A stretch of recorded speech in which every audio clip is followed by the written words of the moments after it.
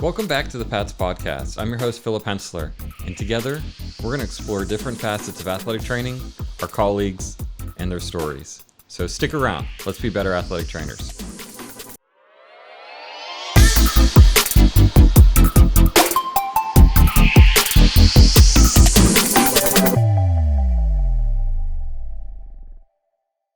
Welcome back to the PATS podcast. We're at the PATS convention, and I have the pleasure of sitting down with our future president, the current president-elect, only for a few more hours. Yes. Nikky Cattano. How are you doing? I'm doing okay. It's been a long couple of days, but I'm excited. Thank you for carving out some time. This is, I don't know when we're going to air this episode exactly, but it's the last one we're recording here. So you're closing us out. Yes. We're going to close out strong. All right. So, how did you get into athletic training? Oh my goodness. Okay. So I was a basketball athlete most of my life. I kind of kid with the students that I work with and the athletes patients that I work with that ball is life, October 15th, through March. And it's always my favorite sport to watch with March Madness. But I walked on to a Division I basketball program. Played in high school, was relatively successful, but didn't think I was good enough to play in college. So applied to a couple schools, went down, and was like, let me try out. The worst I can do is make it. Or the worst I can say is no. I guess I got that backwards. So it was just to see if I could, right? Okay. And so I really enjoyed being an athlete, but throughout the course of being an athlete, obviously, there are injuries that happen, just like with anyone. Yep. But what I noticed about, I guess, my experience as an athlete is the athletic trainers I worked with, we didn't really have a high school athletic trainer. We had one, I think, my senior year, and it was smaller than your setup here. Mm-hmm. So when I went to college, it was really neat to see kind of the encompassing sports medicine. I started off in the pre-PT dreaded line. Gotcha. It's dreaded for our profession, just in jest. But I would do anything that the athletic trainer would tell me to do. And I didn't really ask a lot of questions, which isn't like me, but I did trust them as the healthcare professional that they were. And through a variety of different injuries, I was taking 16 Advil a day, or I was, getting injections, and I wasn't really asking many questions. So for me, the reason I became an athletic trainer was really to try to integrate best practices and evidence-based practice, provide patient-centered care that wasn't just focused on just getting them back out there, and being able to try to educate patients how to advocate for themselves. Just because you're a college athlete and someone says you have to do something doesn't necessarily mean that's the case. Awesome. I love it. What's your favorite part about being an athletic trainer? My favorite part is really the connections that you make. Westchester University is getting ready to celebrate our 50-plus years of athletic training education. Awesome. So the interesting thing is when I was done undergrad, I worked for a year as an intern. I lived at Myrtle Beach. I spent more money than I made. So I decided I had to go back to grad school. And I went to Westchester University, and I thought it was just going to be like a stop on the map. Mm-hmm. It's been really fun to see that it's essentially my destination, right? I've been inspired. I was an internship candidate, so I didn't really have a program to feel like a part of. And so as I kind of became more involved with Westchester, I realized how rich the legacy was. I was humbled to be a part of it and just try to continue to push the needle forward. And honestly, it gave me a sense of purpose, and seeing all these young alums go off and do fantastic things to add to the legacy of those that were there before, I can't even believe I'm there, but just trying not to mess it up. That's definitely always a concern when you're following in big footsteps like that. Mm-hmm. So you've seen the profession grow and change over the years. Obviously, you came in through the internship, mm-hmm. and now written practical, written oral sim. Now it's all on a computer. Right. What has been the largest change that you've noticed in athletic training? For me, what's changed is the possibility, right? Traditional settings have always been decently covered or healthcare mm-hmm. provided for them. Like I said, my high school, not so much.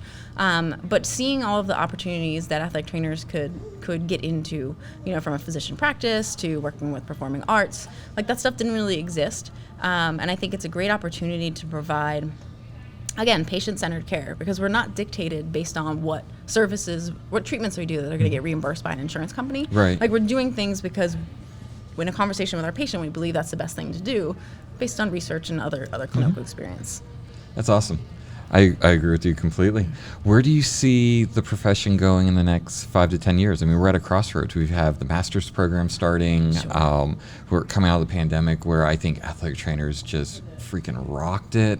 Yeah, I mean, we were really rock stars, and I think pending that this legislation gets passed, hopefully it'll open up some new doors and really allow us to be valued in arenas and settings that we weren't in before, right? Right. So I think when I look at the patient-centered care aspect, we're looking at not everyone is treated the same way. If you walk in with an ankle sprain and things going on at home, your why is really important with the treatment that we're going to do. Right. So I think that when we look at that, the opportunities extend so far outside of sports and just runners or physically active people. And so when I think of what can we do, there are plenty of people that are my age, that used to be an athlete, try to maintain physical activity, maybe get an injury somewhere along the way, but this isn't really a patient population that we're working with. I might go to PT, do some rehab, and I'm discharged, but I might not be to the level that I wanted to be. Right. So I look at that kind of functional crossover as an opportunity, but I also look at prevention. I mean, injury prevention is key. I think, unfortunately, we don't do enough of it. We're more reactive instead of proactive. Okay. And I think athletic trainers really think outside of the box and from a systems approach and looking at data and doing like previous analyses. Right. And when you look at the pandemic, we stepped up when we were needed. And we were good enough then, so I don't know why we're not good enough now. Right. I agree with that completely. I'm excited to see if that bill passes. Yeah. It's definitely one of the ones I'm following. Reach out to your legislators. So I got that email. I sent Good. it, and I sent one out. Yeah. Good. I appreciate you participating. So, President-elect for a few more hours, transitioning to the president. Yes. What excites you about this opportunity? So many things. It's an opportunity to continue to try to push the needle. Shelley has been running 9 million miles an hour and She really has. Really doing a fantastic job during pandemic times. Like, if we didn't have COVID, I have no idea what we would have accomplished, right? So I have an opportunity to really help to continue that, and then also kind of hear what members want and start to kind of carve that new path. And so it's funny because as I'm reflecting over the weekend, it's kind of a duality of emotions, right? Like I'm excited and I'm energized and I'm ready to go, but I'm also a little petrified and anxious. Because, I think that's good. Yeah. That way, you know the I don't want to say severity, but you know the implications of your role and what you have to achieve. Sure. And when I think of my leadership style, though, like, doing this is not me. Like, I hate being in front of people. So I'm really nervous after watching Shelley, MC the banquet last night. I'm like, oh my God, that's going to be me next year. You'll do great. Thanks, I appreciate it. But I'm more of like a lead from the middle and try and get folks to come along. Okay.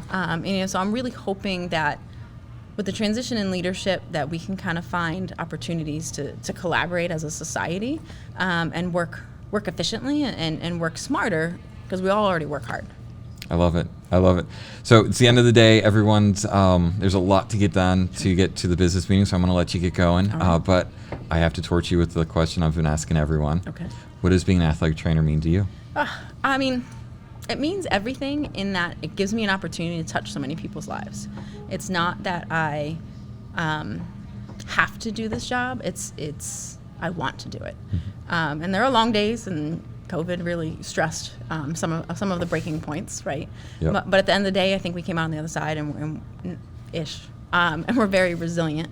And so for me, it's what it means to me is being able to hopefully positively influence people's lives, improve their own health education and advocacy for themselves, kind of moving forward into adulthood and beyond. Awesome. I love it. Nikki, thank you for stopping by. No, I appreciate Good you luck having tonight. me. Thanks. Enjoy it. Thanks. Soak up the moment. Thanks. And I'll definitely see you around. All right, sounds good. Thanks. Thank you. Appreciate it. Well, this brings us to the end of another fantastic episode of the PATS podcast. If you liked what we did here, please remember to like and consider subscribing to the episodes. Leave a comment if you have any questions, or you want to hear any topics, or if you want to become involved in helping with the podcast. Until next time, I'm Philip Hensler, and this was the PATS podcast.